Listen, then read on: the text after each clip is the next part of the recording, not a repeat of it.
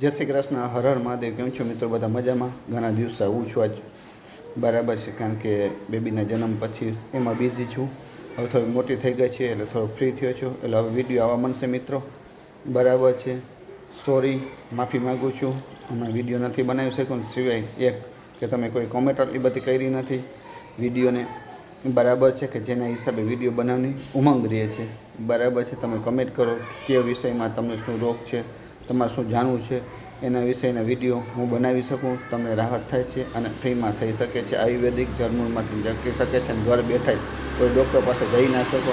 મારો બસ ઉદ્દેશ્ય એ જ છે, બરાબર છે, કે તમને ઘરે જ સારા થઈ જાઓ છો. કોઈ ખોટા ડૉક્ટરને પૈસા ના દેવા, વિઝિટ ચાર્જ ના દેવો, અને તમારી રીતે તમે બનાવો એટલે તમને પણ ખબર પડશે શું શું વસ્તુ છે, કઈ કઈ વસ્તુ આપણે નાખીએ છીએ મિત્રો. બસ આ ઉદ્દેશ્ય જ છે મારું, બીજું કાંઈ નથી, બરાબર છે. કે હલો આમાંથી યુટ્યુબમાંથી પૈસા કમાઈ લેવા અને મોટી નામના કરવી છે.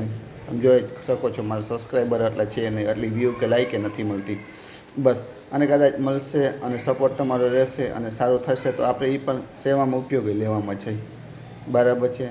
જેમાં દવા બનાવે છે, અથવા વિડીયો બને છે, એમ દેવા પર સેવામાં સારું થઈ જશે. આપણે સબસ્ક્રાઈબર બધા વધવા મળશે તો આપણે સેવા આપવાની છે.